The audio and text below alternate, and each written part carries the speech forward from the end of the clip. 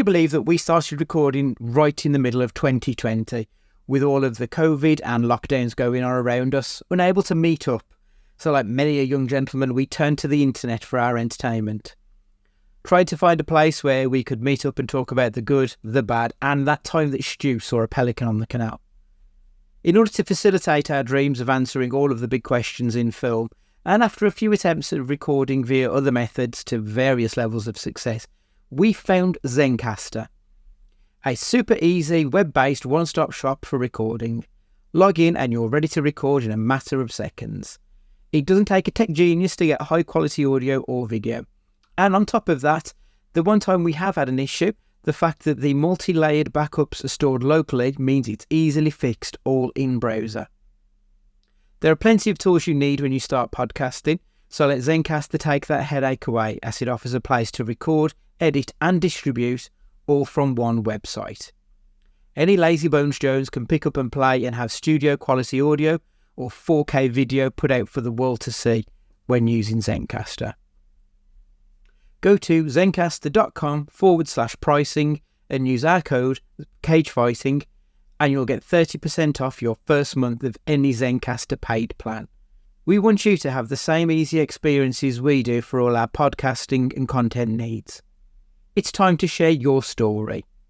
And now, hit the music.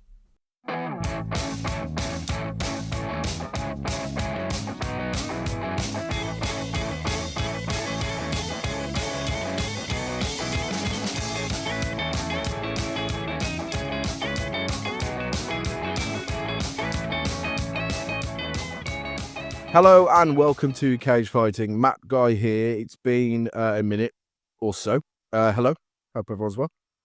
I mean, people have forgot who you are.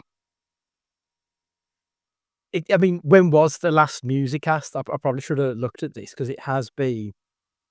This is the first of the year, isn't it? Surely. He's if not a calendar 365 or something. It's been has been ages. To be fair. Yeah, been a while. I'm trying to get back into doing a bit more podcasting and a bit more speaking since I've been a naughty boy and I'm excommunicated from commentary for a short while, so I'm trying to do a bit more in the media sphere.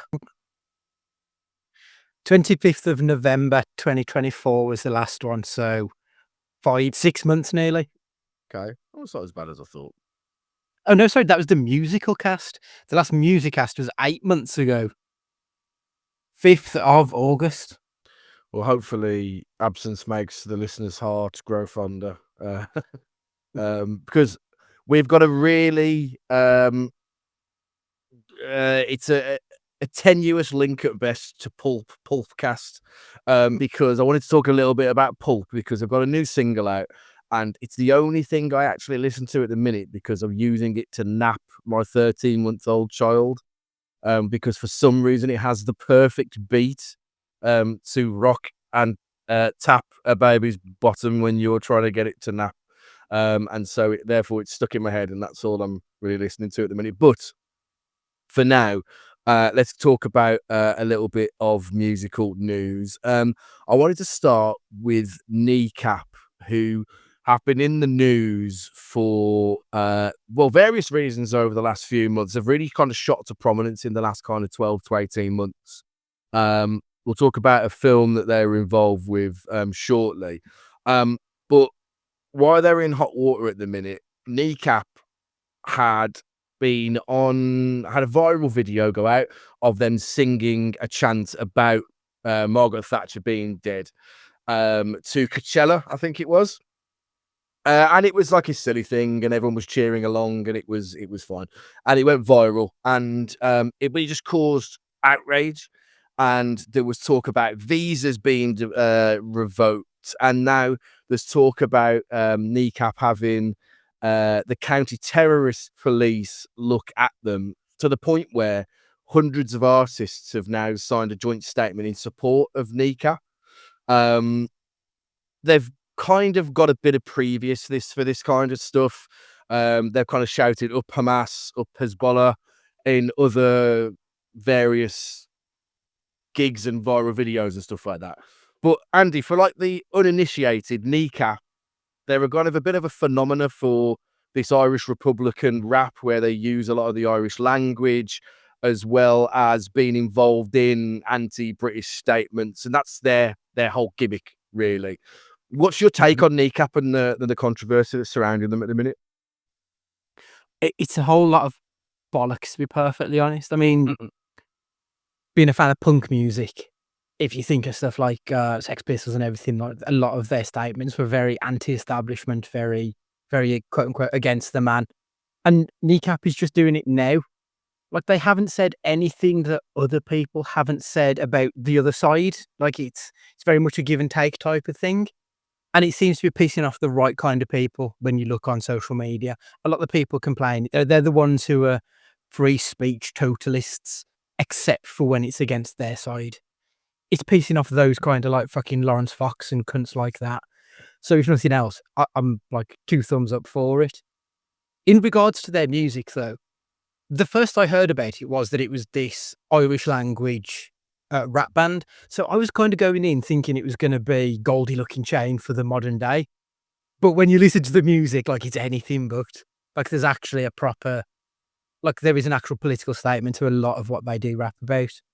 So it was no surprise if you've listened to their music to then hear what they believe. Like, it's one for one. They were speaking to the initiated at those gigs where they've now gone into hot water. Yeah, I mean, another video that had came out was where one of the members had allegedly said, "The only good Tory is a dead Tory. Kill your local MP." But we have had this though time and time again in music. This isn't like a new thing. This isn't like Woodstock '99 either, inciting crowds of people to, have violent episodes or anything like that. Stu, you know Kneecap in a slightly different sense because you've seen the film, haven't you? And they've had it's a fictionalized film, isn't it? It's the fictionalized story of Kneecap. I've not seen it myself, so you tell me about it. Yeah, I mean, I had no idea whatsoever about who they were. I knew it was based on the formation of this Irish band, and it wasn't until later that I realized that they were actually in it themselves, playing themselves. I had no idea. So it was just one of these things because had you seen it, Andrew? Or someone had seen it and Yeah, I saw it on an unlimited early screening, I think. Yeah, so I watched it on the service as quick as possible when it came out, and I enjoyed it. I thought it was really good, actually. But the whole thing is, yeah, the Irish, they don't like the British. Well, shock horror. But that film was funny, and it was really it was quite powerful in points where it needed to be. I thought, okay, well, we haven't really seen anything like this before, but from an Irish perspective, anyway. But it's the whole thing, yeah. Just because we haven't seen it from then, like you said, we have seen this kind of stuff before, and it's just, oh well, people are more offended now than ever before, and it's no surprise that people are moaning about it, and like whatever they've said, like it is what it is. If that's what they believe, then that's what they believe. But then get on with it. They ain't done anything wrong.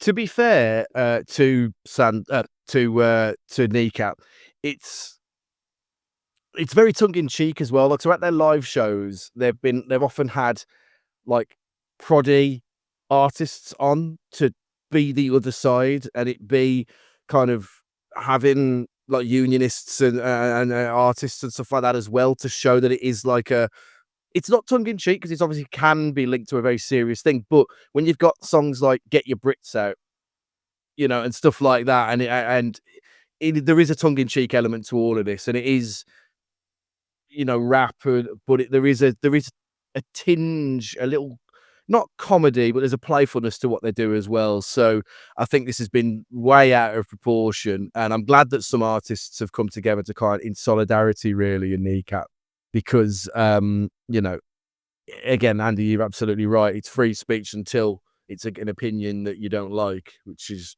kind of what's happened in Kneecap's case. What I really dislike about that letter, U2 haven't signed it. U2, who did Sunday Bloody Sunday, haven't signed it in solidarity.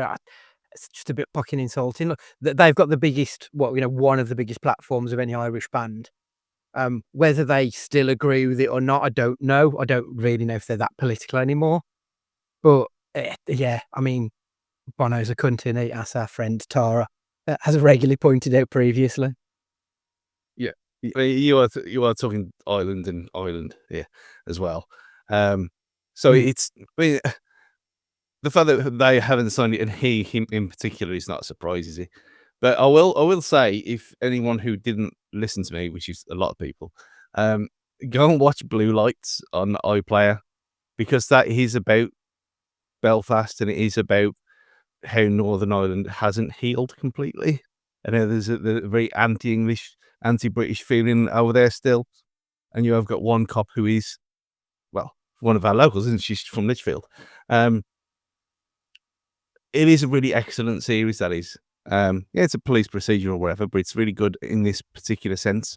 And it kind of gives you a bit of perspective, because I watched that after the Kneecap film. I thought, oh, yeah, okay. You don't really want to be going there on holiday wearing a Union Jack, really. I don't think even I would do that. And you do a lot.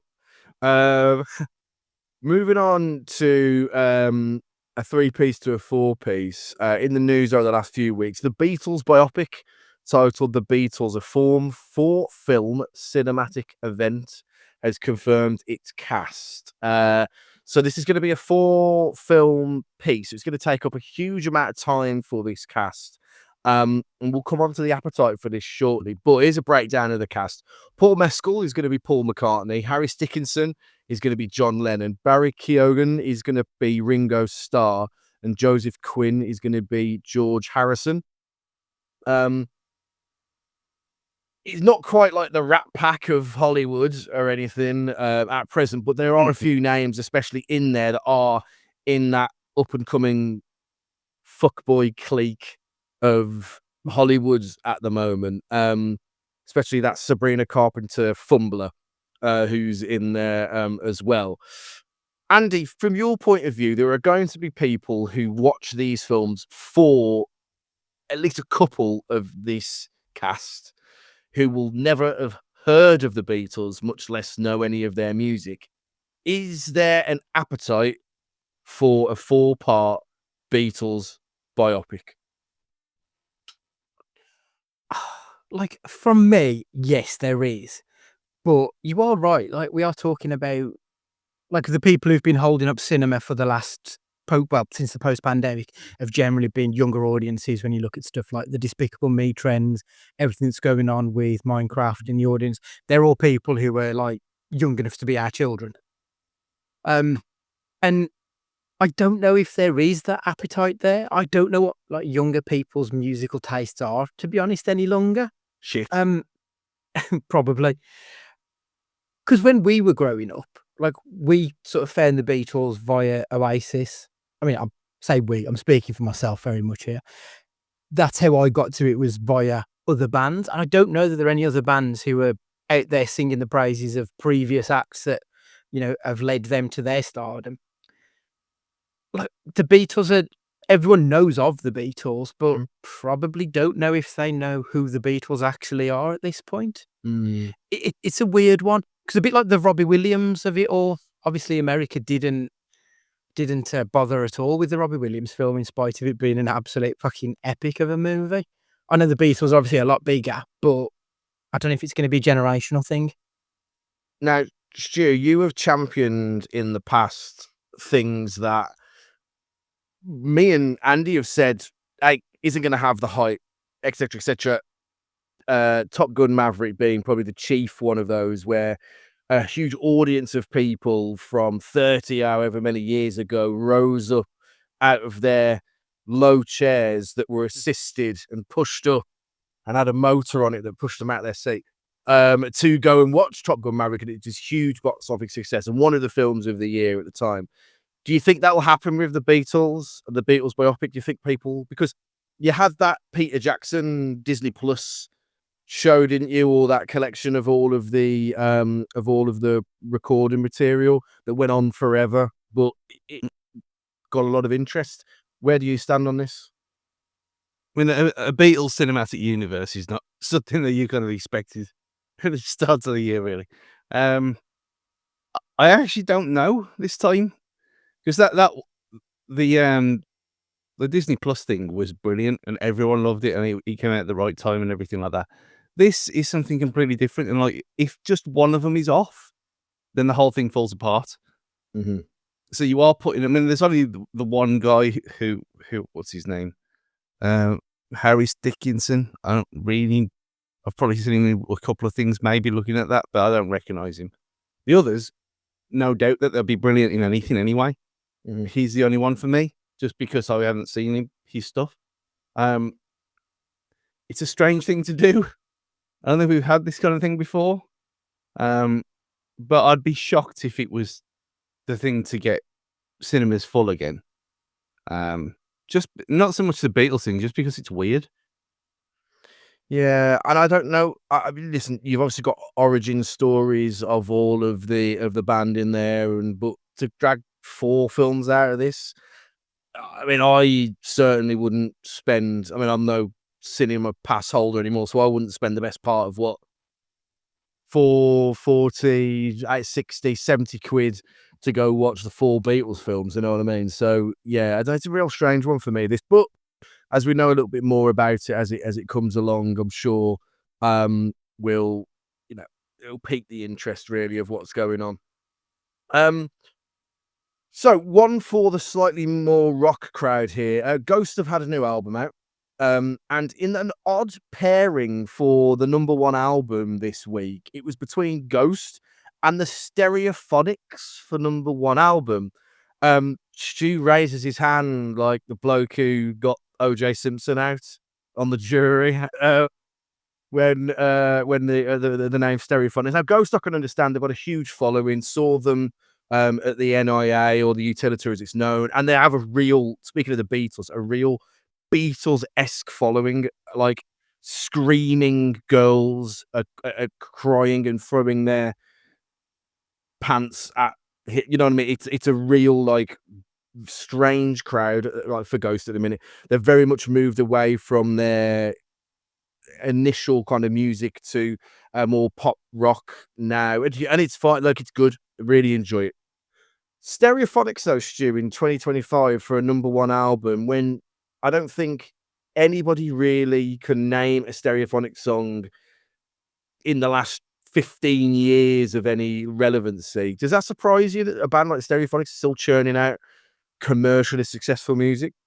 I mean, it's one of it's like you just said about Top Gun Maverick. You've got this kind of the silent Stereophonics fans who've been waiting in the background, holed up in the pit of mindless awfulness that's played on every other station other than Smooth. I actually subscribed to the Stereophonics YouTube channel the other day just out of sheer curiosity. Because I was listening to YouTube music and I was just cycling through when I was in the shower and wherever. And it came on. I thought, oh yeah, I actually do love the Stereophonics. It's just been so long since I listened to any of it. And then all this new stuff was on there. I thought, where has this come from? I had no idea. And maybe that's because I am old and I'm not in the groove anymore. But it has to be said, they've always had their hardcore following. And when I saw them supported by Feeder as well at the NIA back in the day, it was packed, absolutely rammed. And that was before Jeep came out, and or it might have been the week after. It hadn't been out very long anyway. And it was rabid animals. I was going to say Welsh rabbit then, but obviously not.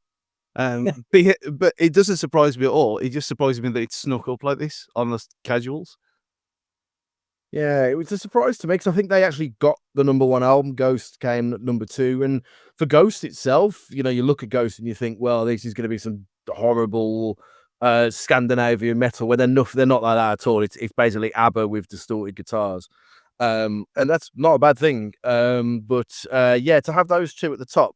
But the reason I wanted to bring this up is at the gig, they had a no phone policy. You put your phone in this magnetic pouch, and you couldn't get your phone out to take photos. There were designated areas of the arena where you could go, and a staff member would let you get your phone out. You could look, do whatever you want. Fine. But when you go back into the area of the music, it gets sealed back up again. Now, it came with its logistical problems. I think we were queuing for the best part of an hour and a half, 2 hours to get in. They had to push the start time back by half an hour, and people still weren't in the venue. I think that was a problem with the utility, not with the actual pouches themselves. So,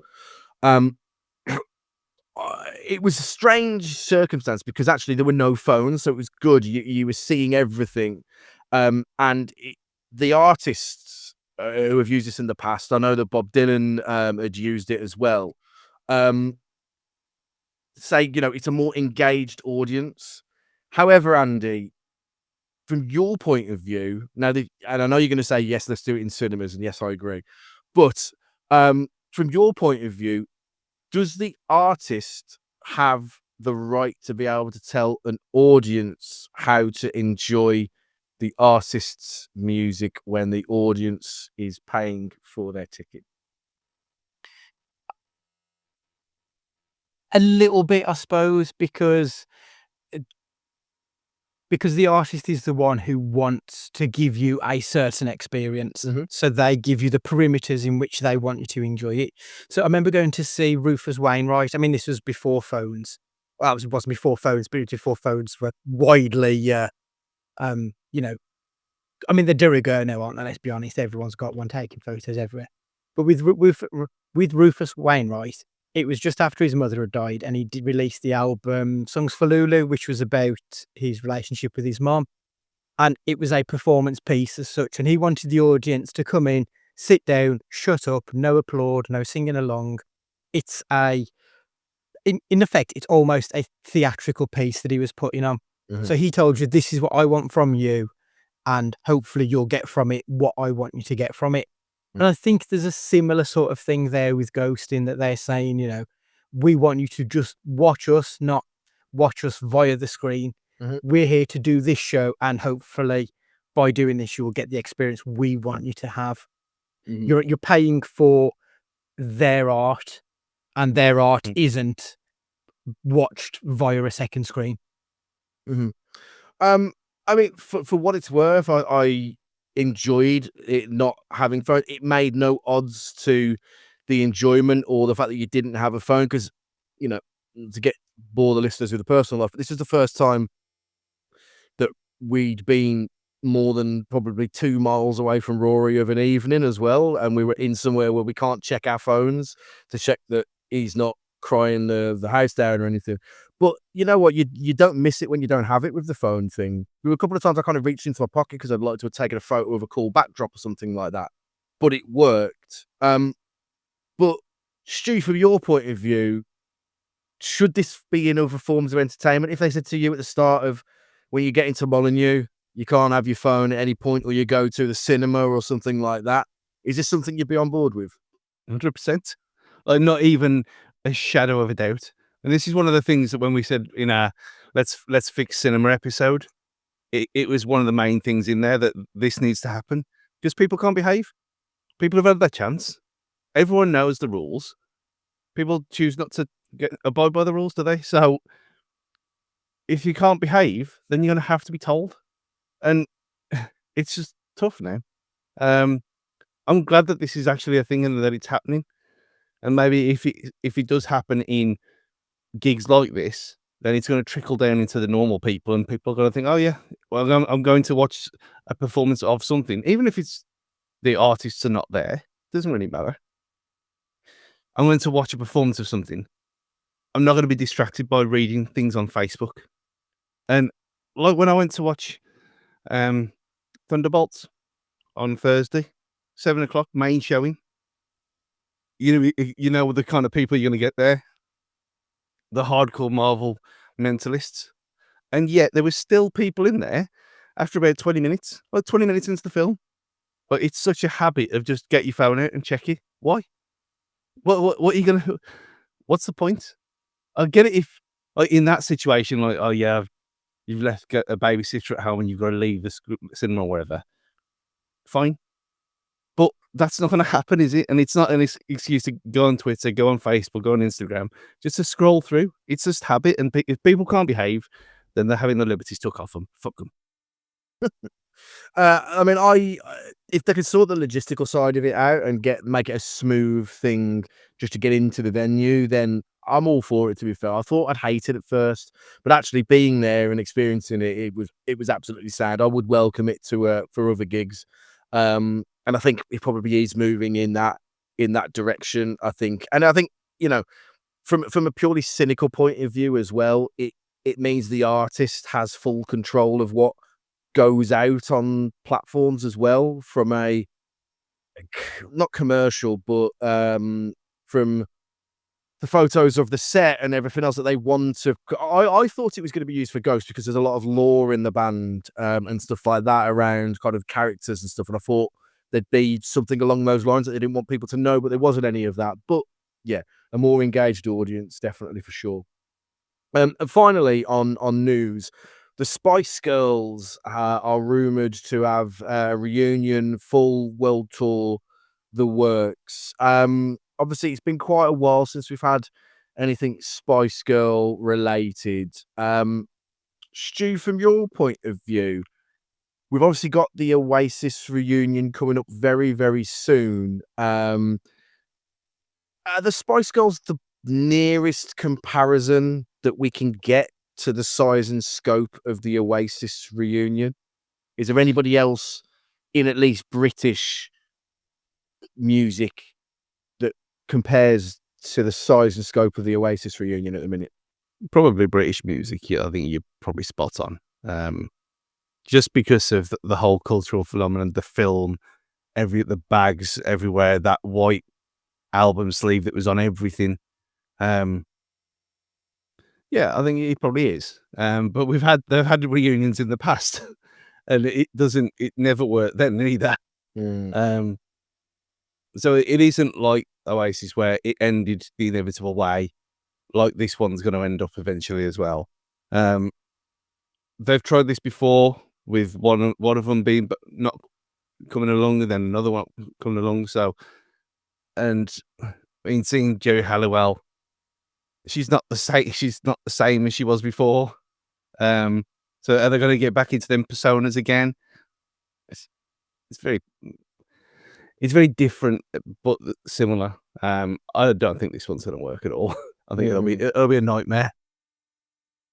I think, Andy, I don't know how you feel about this, but I think it's not coincidental timing with Oasis. I think Spice Girls and Oasis go hand in hand in a weird nostalgic way, whereas you think of one, you think of the other, and it might have been different on the spectrum of cool at the time around Britpop, etc. But Spice Girls are always in the conversation around that time as well. It's a different side of the same coin, though, isn't it? Feeding into nostalgia with these kind of things. 100%.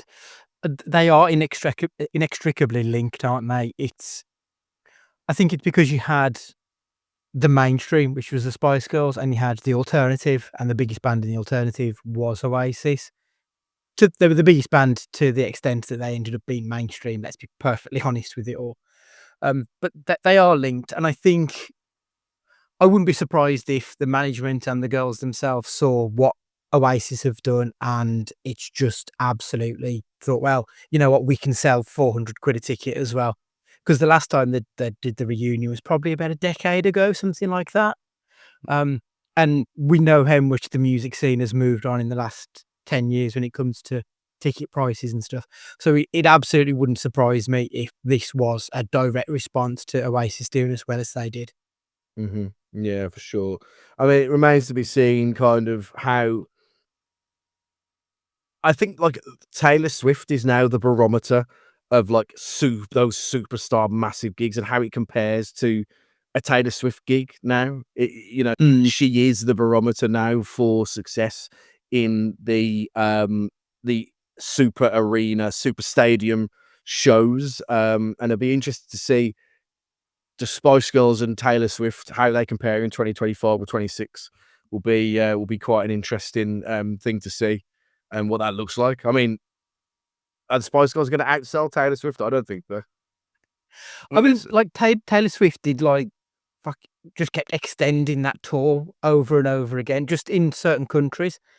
And in the UK, I wonder if you'll get girls going to see Spice Girls, or if it'll be girls' moms going to see Spice Girls. Yeah. I kind of feel like it's probably going to be the latter. They'll still sell a shitload of tickets, and they'll rival what Oasis have done in the UK at least. I don't know what the Spice Girls, the love for the Spice Girls is outside of the UK though. I think it'll be closer to the Take That one than Oasis. And a similar kind of audience as well. It'll be the girls' moms who get to watch them. But there was another one, Lisa. Who the fuck is this? She was interviewed on the grid walk before the Miami Grand Prix, behind security. She had her own barrier. Is that the one from Blackpink or one of these K-pop bands? One of these K-pop bands. That sounds so fucking old, doesn't it? She had an Asian look to her, so possibly. But who the fuck knows? But she had her own Supermassive, yeah. Yeah, she had her own security. She wasn't even on the grid. The grid was there, and she was on a barrier behind the barrier. But who is this? No idea. But the about old things being back again. I don't know if you noticed on Friday night in the Man City Wolves match on the ad boards, Jinko was there, as in Jinko jeans. Fucking hell, that is a throwback. Yeah, it was there. I thought I was going mad, but it happened again. Big sign, big. You know where they send them double board things, so it was huge. Yeah, Jinko jeans. Yeah, everything that's old is new again. It's just the way it is, isn't it? Everything comes around. Okay, good. So, as I mentioned at the start, this is a very, very loosely and tenuous link to Pulp. And to celebrate kind of Pulp's new single that's come out, and they've got a new album that is coming out that we'll discuss as well. So they brought out a new single called Spike Island, and the new album, More, I believe it's called, is the first album to be released, I think, 24 years. So quite the gap there in since they had a release, I think it's 2011, a single that came out that was shite and nobody really cared about it. Pulp generally, Stu, they were the ugly red-headed stepchild in the Oasis and Blur argument. They never wanted to be considered Britpop, but they came into prominence just before Britpop and were kind of lumbered in to Britpop at the same time, but never really wanted to be there. With how much you like and enjoy Oasis, did Pulp ever really get on your radar? Was it ever a band that you were really into when they were in their prominence? Back in the 90s, early 2000s, if Pulp came on, I would turn it off. And Really? Wow. yeah, I hated them with a passion. And I know this is turning a bit of a wind-up thing on here, but back then, it'd go Oasis, Blur, Verve, Ocean Colour Scene, then an absolute push, Supergrass, and then Pulp. But yeah, I didn't like them at all. Didn't get it. Didn't understand it. I thought he was a twat. I thought he was just one of these well, I suppose he was an early hipster. Well, Jarvis. Are you saying he's me? I was trying to figure out how to get around it. Did he ever have white jeans? And he probably did, didn't he? Almost certainly. But that's what he seemed like, the odd one out, the oddball, the strange one. Looking back and listening to it again, yeah, they were great. Obviously, they were very good. But at that time, no, I don't know why that was. I have no idea. The whole thing about him running up for the whole Michael Jackson thing at the Brits, funny. But even then, I thought, yeah, okay, that's the funny thing. But I was still not going to listen to Pulp.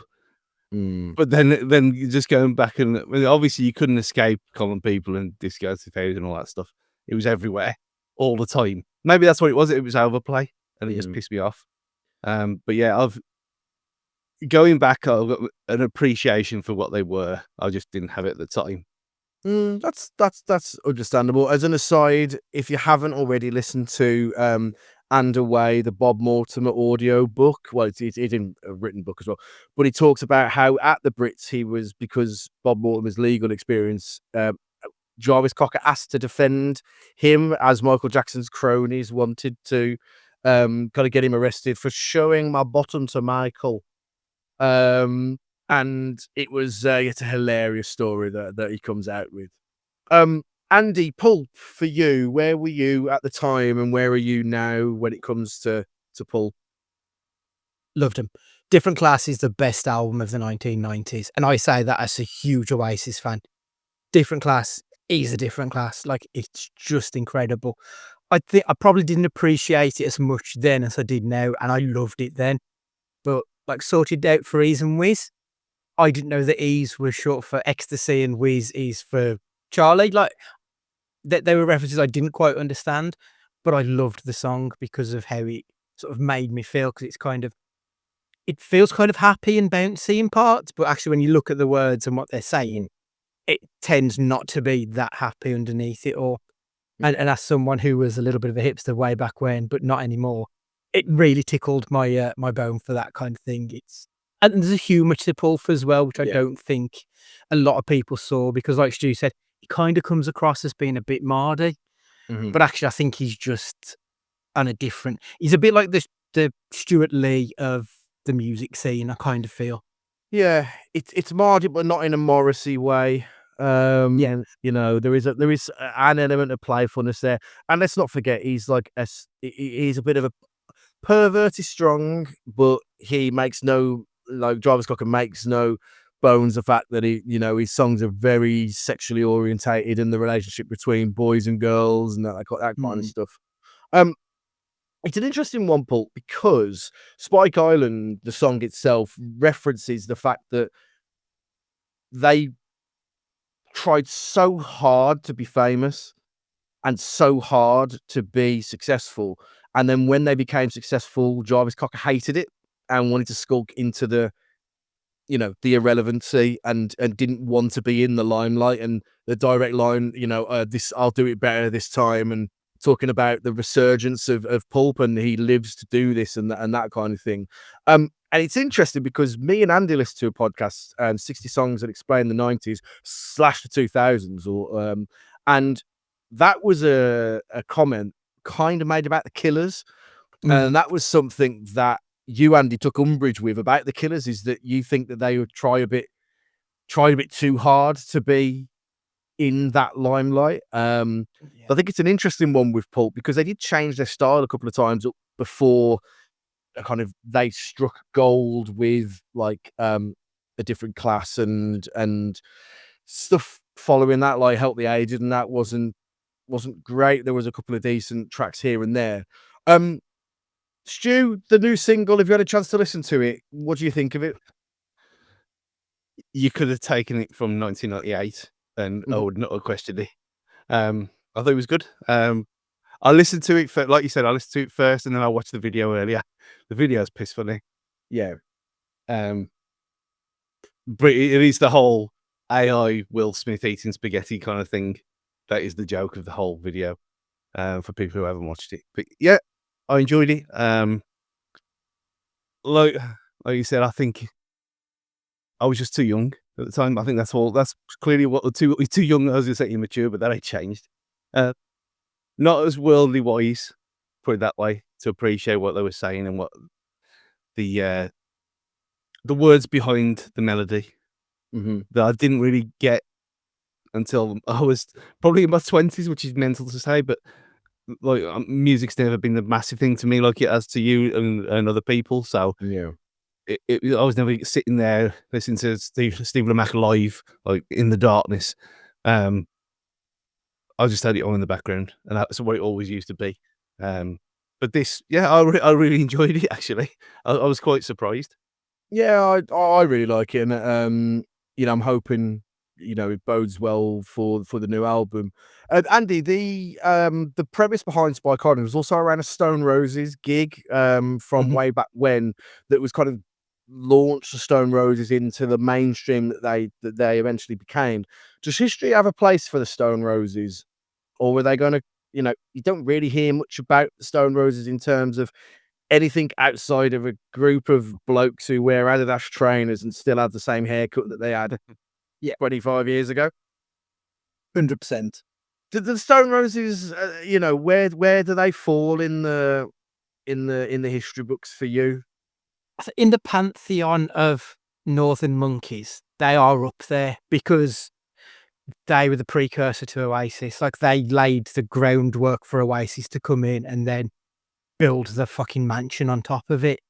The first Stone Roses album is great, and the second one's terrible, and then they just kind of vanished forever until they did a comeback gig.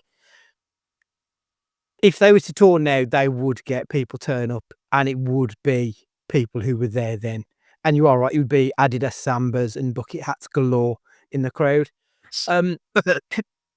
Ian Brown is probably become a little bit of a controversial figure over the past decade or so. I mean, he's always been a little bit controversial, but he's become a little bit more one of Stu's mates. He's in the conspiracy clan, I think. He's gone down that route a little bit. I don't know how much that's affected it though, because I think he still sells out like the Civic if you're in Wolverhampton, like a medium-sized venue, I'd say. It's like he still does pretty well, but they are beloved because of that first album. Like it has got some belters on there. I Am the Resurrection is one of the greatest songs ever written, of that genre at least. And they're still played at Old Trafford every single time I've been there. Yeah. It's like there is such a market for songs that you want to have your arm around your mates and be pissed up shouting at the top of your voice. And Stone Roses have a number of songs that fall into that category. I remember going to see BDI, Liam Gallagher's band, post Oasis, and they had Steve Craddock from Ocean Colour Scene supporting them. Then they had like half an hour of music, and then BDI came on. And the last song before BDI came on was I Am the Resurrection. And everyone was just going absolutely fucking mental for this. And that was the highlight of the gig. It was like, it wasn't even in BDI, a Stone Roses song. God, that says it all, doesn't it, really? Okay, on to the questions, the big questions that need answering.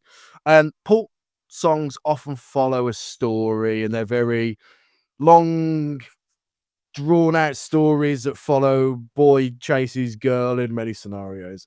And it's a bit of a lost art, I think, story within a 3 to 4 minute song. However, I want to know what your thoughts are, your favourite story told in a single song, Stu. Fuck the police. It was easy, really. And that was literally the first thing that came in my mind. Something about police brutality in America against black people, basically. And has anything changed? When did that come out? Late 80s, early 90s? I think it was 89, I think it was. There you go. It's one of the things, not my real expertise, obviously. And that kind of music is not really, it wouldn't be on top of the hit parade if I had a Spotify playlist of the year. But there's certain songs like that, and there was another one that I had as well that I thought of in a similar kind of vein. They just stick with you, and even like I just said, and I didn't really get stories and lyrics in songs, and it was all about the melody for me until years later. There was the odd one or two that kind of, this has actually got a message behind it because it's fucking blatant. How they got away with it, who knows? But again, that's the glory of free speech, isn't it? There was that one, and there was. Wait, can we mention Sunscreen? I mean, it has a message. It tells a story. If that's what you want to use, if that's what you want to use your minutes on, Stu, and your platform, then that's your prerogative. You know what I mean? But no, it's 19. The whole the one about the war, Vietnam War, yeah. In Vietnam, it was 19. Just again, it was turned into mega mixes and the whole beat and everything, and you think, oh, this is class, this is proper 80s, and then you listen to it, and no, it's not. It's terrible. And again, I was only thinking about it because there's a new Netflix war documentary about Vietnam which I don't really know that much about. That Turning really, point. so, Yeah. yeah. So I'm quite intrigued about watching that. But yeah, that was another song. I thought, yeah, this is actually quite awful. If this is true, and it obviously is. Just as an aside, there, the Cold War one was really good. Turning point. Yeah, it was. So hopefully this will be the same. I will get around to watching it at some point. Yeah, it should be good. Andy, what about you? What's your favourite story told within a song? I've got a list of 8, but I'm gonna pick. I've got 3 that I'd like to mention, if that's okay. I've got one that is a story about real events. I've got one that's a fictitious story, and because you said it seems like it's a lost art, I've got a modern one as well.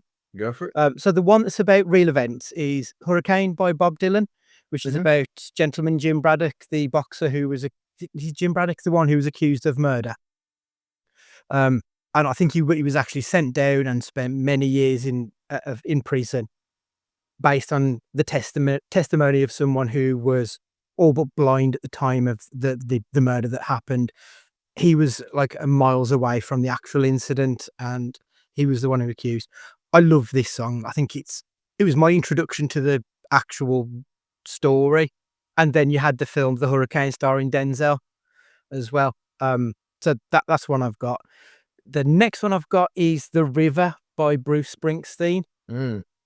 And like, to be honest, I could have picked 6 or 7 just from Springsteen alone, to be honest. I think he's a very good storyteller. There's something about Americana, I think, when it comes to storytelling, because you've got stuff like American Pie as well, which also sort of fits into that world. But The River just being about a song about a guy who, him and his girlfriend used to go down to the river on a Friday night, and then eventually she got knocked up. He had to then find work and support her. And then when life gets too much, he just goes down to the river again just to reminisce, and, you know, that hit of nostalgia of a youth and probably a life lost. I thought that was excellent. That's one of my favourite Springsteen songs. But like I say, he has got quite a few other ones that could have been easily picked. And the most modern one that I've got is Chapel Roan. There's a few that I could have picked, like Good Luck Babe is a song that's about a lesbian relationship, but one of them doesn't want to admit that she's lesbian, so she's going to go down and marry a man. And basically the song is good luck, because you're heading into a life of oblivion. The one I really like, though, is My Kink is Karma, and it's just about Chapel Roan basically gets dumped in the song, and then her ex, he's a dick, and he tries to keep moving on. And every time he tries to, it just blows up in his face, and she enjoys it. Hence, my kink is karma. So she's saying, my kink is enjoying you fuck up your life now. Yeah. No, some good tunes there, to be fair. There's so many when you start to kind of think about it, and then, like, much like yours, Stu, the one that I've picked, I initially liked the song because of it being catchy as hell, and the hook and the melody. And then when you listen to it a bit more, and you take a deep dive, it has a really, like, interesting story to it. And that would be Up the Junction by Squeeze. So that's that word, which is made for, like, football chants, and it's, you know, on the surface level, it's just a great song. But then it's the story of a bloke who has this idealistic relationship, and everything's so great, and he has a baby, and he's with the missus, and then the devil takes over, the gambling and the drinking kicks in, and then he loses, you know, his family, and then he's really up the junction, which is slang, kind of Cockney Rhyming slang for basically being in trouble. And it's this, it's got like this rhythm to it, which I really enjoy, but it's the fact that it's so easy listening about a subject matter that is really quite sad for the, you know, for the person they're portraying. And I just really like the way the story is told in this song. And I really, Squeeze are one of these that I would never have ever been around for any of Squeeze. You know, this was released in 1979. But it just resonates for me, Up the Junction. And I think it's one of those songs that if I hear it, there is no way I'm switching it off. If AI DJ comes on and puts it on, I'm listening to it in its entirety, and I really do like it. And I think that a lot of kind of modern British Jamie T-esque artists take a lot of inspiration from Squeeze in terms of the way that they put their songs out and the way that they structure the songwriting and the lyrics. So yeah, it's a really good one for me. So moving on to question 2, Spike Island, as I referenced, and the new album is the first release in 24 years for Pulp. But Andy, in your opinion, what is the best ever comeback single? And this has got to be like, this can't be in between album cycles. There's got to be a decent gap in between, the artist's previous work. Yeah. So, honorable mention to Whitney Houston. It's not right, but it's okay. She had been releasing songs between, I can't remember what the last one was, but she had like an 8-year gap where she didn't release anything that wasn't part of a soundtrack to a film that she was on. So I thought that's a decent enough gap. So she had released stuff, but when It's Not Right, but It's Okay came back, like I remember that just being an absolute bop, and that was a floor filler for years and years after. And it's also one of my favorite cover versions on Glee. So I wanted to mention that one. My favorite though, I wanted one that actually I felt the resonance of, and it would be Billy Joel's Turn the Lights Back On. Because I remember him in the early 90s doing River of Dreams and stuff like that. And then like he had this gap of 30 years where he didn't do anything. He found the writing process boring. He didn't want to write anymore. So he just did the hits, went out there and, he's made his $1 billion by just doing the hits, which you can't complain about. So after all this time for him to then come back in 2020, was it last year or the year before? It was last year because that was when I went to see him. To come back then with Turn the Lights Back On, plus with the video showing like the different ages of Billy. So it was like his late 60s and then it moved into the 70s and the 80s and the 90s. And it was just this nice encapsulation of everything that had happened. And then it ends with him as he is now. And it just, I don't know, it just sort of hit home, especially for someone who is like that old and being such a big fan of his. Like, I sort of felt his gap in the market and it was nice for him to come back. I don't think he'll ever follow up on it, but it was nice to know that he's still got it in him. Yeah, good. What about you, Stu? What do you think is the greatest comeback single? I mean, for me, as with all these things, I kind of go on instincts, and the first thing I thought of was not this. It was and that song was 1, 2, 4, 5 later than this one. But someone who was kind of dead and buried in the 90s took a different slant to what they were doing beforehand, went a bit dark because of who they got involved with. And it's Kylie spinning around. That was not where I was. I thought you had my answer then. I was convinced of it. But if you actually look at it, Spinning Around came out in 2000, hit number 1, perfect. She'd had a number 2 in Confide in Me in 94. And before that was Give Me a Little More Time in 92. And that was it. Like you go all the way back to Tears on My Pillow in 90 for her last number 1. So you know, all this shit nonsense in the late 90s, 11, 16, 11, 22, 14, 14, like Wilderness. Comes back as a disco princess, spinning around on a night like this. Your disco needs you, all this stuff. Can't get you out of my head was what I thought was that was the one, but that was later. But yeah, from the doldrums to a queen. Now, if anybody can message in, I'll be really impressed if they can. But if anybody can either message in, like tweet or email, why Spinning Around has been mentioned on this podcast before, I will be amazed. And I'm going to leave it out there, and maybe Andy, you can mention it next week, and I'll remind you why Spinning Around was mentioned in the past. But it has had a very, very important mention from me, and that's all I'm going to leave it at. And I'll let you reveal what that is, maybe in next week's episode. For me, I mean, the actual answer is Suspicious Minds by Elvis. Just putting that out there. Because at the end of all of these stupid films he did and everything else, and he had his comeback, and Suspicious Mind came out, and it was huge. It's probably one of, if not the biggest now Elvis track that everybody knows. However, it's fine. We're not in the interest of saying the right thing. We want to talk about the things that we like.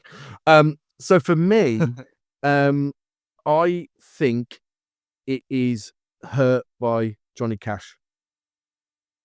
That's on my long list. Yeah. He was at the point in his career when he wasn't an attraction at all at any point. He'd really gone off in the mainstream, not there. He had been dragged back up by other artists who had he'd been involved with the bigger country names, but still wasn't at the point where he was in the public eye and a commercial success. And then he began doing cover songs and albums of a popular Americana, songs that had been putting his slant on there, and he picked up the 9 Inch Nails song Hurt. And it's one of these examples of when an artist, not literally, but steals a song from another artist to the point where it now belongs to them, in the same way that Nothing Compares to You isn't Prince's song anymore. It's Sinead O'Connor's, and it will always be her song, and it will never be Prince's song ever again. Hurt by Johnny Cash is his song, and he will always own that song in the eyes of the public. And the video itself, when he's very close to the end of his life, and the story behind how that video was filmed is really quite sad, and that brought him into the public conscious for a whole new generation of people.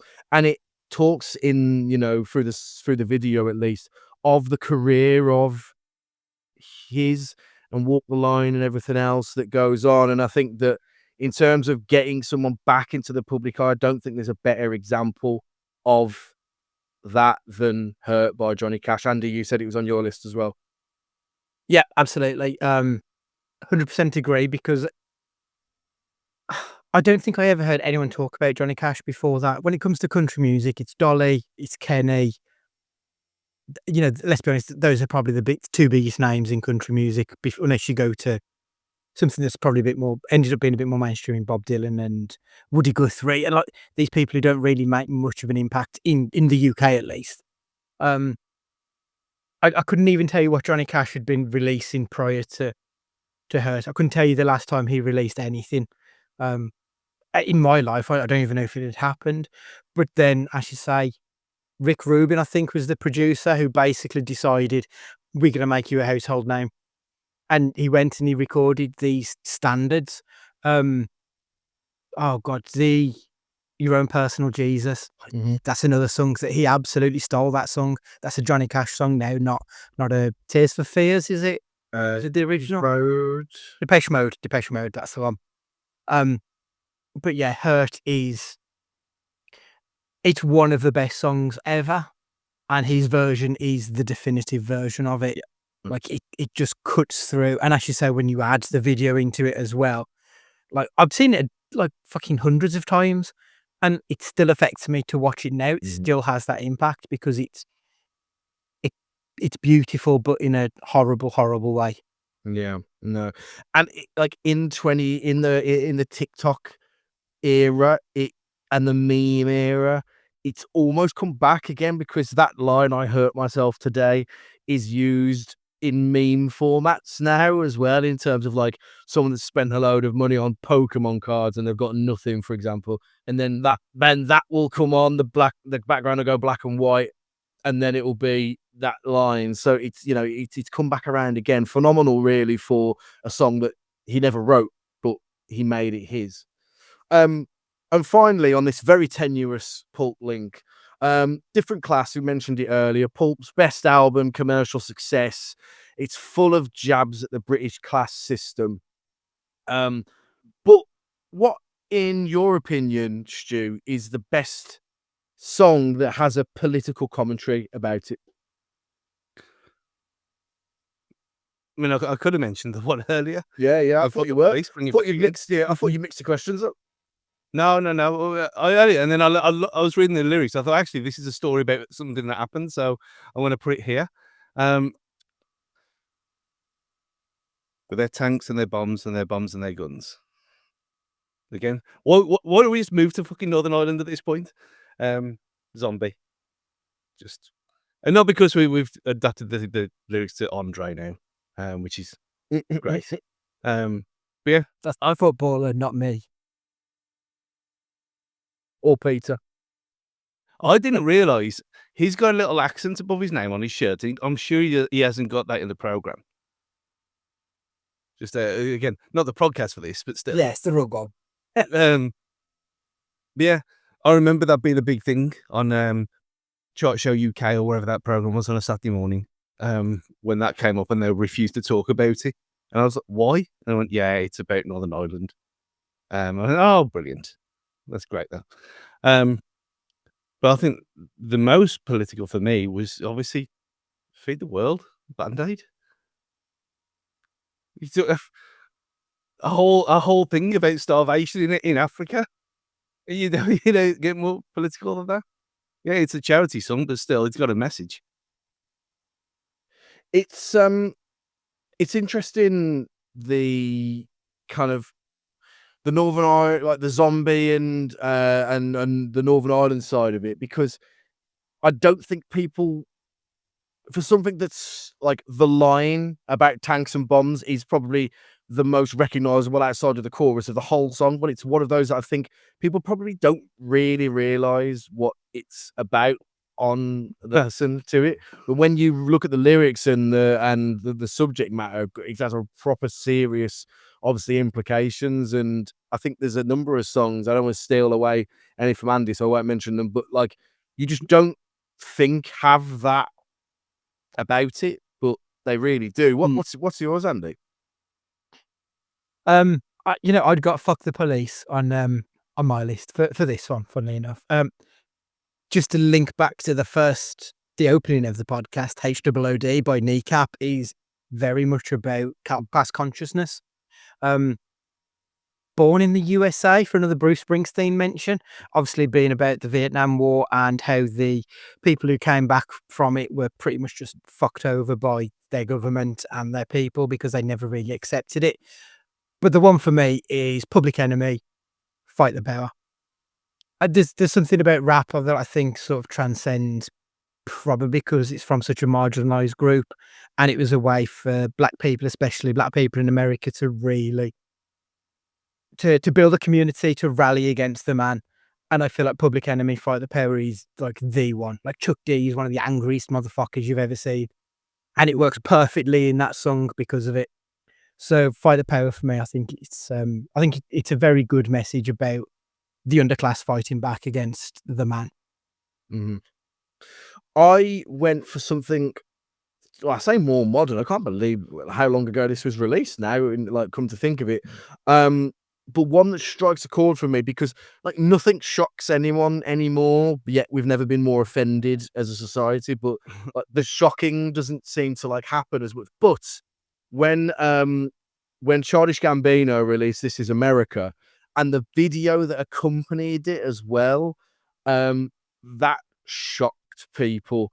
And the subject matter about like the Charlestown shooting, as well, Charleston shooting, sorry. It was so in your face. It wasn't subtle at all. Nobody is thinking, I wonder what this song is about.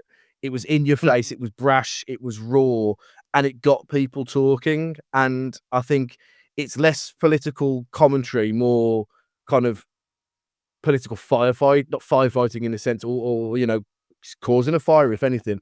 And it got the conversation going for a lot of people, and I think that is really important when it comes. You're going to do something like that in song. I think you need to have a message that's strong enough that shocks people. I mentioned before about songs that would probably be a bit more subtle, but like "Rock the Casbah" is a political commentary song, and I think it's just a good song that everybody loves when they're pissed. But actually, there's a lot more kind of meaning behind it than meets the eye. And there's a ton of songs out there that are exactly the same and that are awash with kind of political commentary. But you can also enjoy it from you're just drunk in a plane. I'm sure it was on Tony Hawk's or a Dave Hoffman BMX game or something along those lines, which is how I got into it in the first place. But yeah, for all of the questions, if you want to send us in your answers, we'd love to hear them and kind of get your take on everything that we've discussed in this episode, really. But listen, those are the questions. Thank you very much for lending us your ears for this. It's been nice to get back in the saddle. What have we got coming up, Andy, on the next episode? So on the next episode, we're going to be talking about some Star Wars prequel stuff, and we'll be reviewing The Surfer, Nick Cage's new film, which is due out on the 9th of May. So we're actually hot on the topic for a change. Nice. I love it. So if you want to do us a favor, please let your friends know at Cage Fighting Pod on the socials. It'd be really great if you could get other people involved. Ask them these questions as well. And if they've got any funny answers, then let us know. And if Kylie Minogue gets mentioned by anybody else, I'll be out. I'll be astounded. It will be incredible. But for me, thank you very much. I'll take it over to Andy and Stu to say goodbyes and hopefully speak to you guys all again soon.